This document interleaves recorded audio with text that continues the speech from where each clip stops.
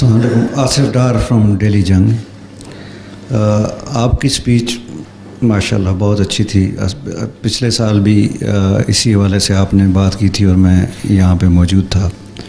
आज आपने north Korea और साउथ कोरिया के जो मिसालें दी हैं वो एक बड़ी मिसालें हैं कि एटमी जंग छिड़ सकती है, लेकिन जो यहाँ के तज्ज़िया निगार या दुनिया भर के ये भी कहते हैं कि सबसे ज़्यादा ख़तरा जो है वो इंडिया पाकिस्तान न्यूक्लियर, क्योंकि इन दोनों कंट्रीज़ के पास उस तरह तजर्बा नहीं है और ख़ास तौर पे पाकिस्तान उस पोजीशन में है कि किसी वक्त भी कुछ हो सकता है।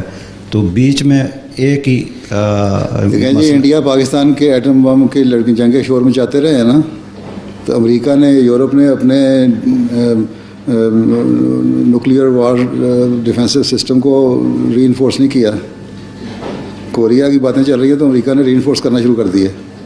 खतरा किससे है? जी मैं सिर्फ जी आप सही फरमा रहे हैं, कोरिया से भी है, लेकिन खिते में यहाँ पे हमारा खिते में मैं तो यही अर्ज़ किया था आज भी कि खिते से शुरू होगी बात और मुल्क में फैल जाएगी, दुनिया में फैल जाएगी। यहाँ की जो दूसरी जंग अज़ीम, पहली जंग अज़ीम यहीं से शुरू हुई थी ना, दो छोटे छोटे मुल्कों से शुरू हुई थी, सारी दुनिया को लपेट में ले लिया ना।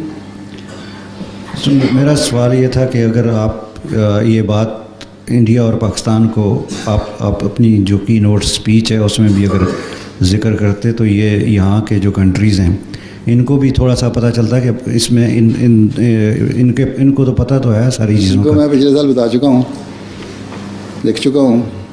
मैं तो अपने ख़त जो लिखा था कैमरून साहब को, ओबामा साहब को, फ्रांस के सदर को, सबको मैं लिख चुका हूँ। ये चीज़ें एशिया से भी शुरू होंगी और उन मुल्कों को भी नज़र रखना चाहिए, तुम लोगों को इंसाफ भी करना चाहिए। Thank you. ये मैं पिछले 10 साल से उनको बता रहा हूँ। आज तो मैंने ज़रा थोड़ा सा हट के उसको मज़ीद वसीक किया थोड़ा सा।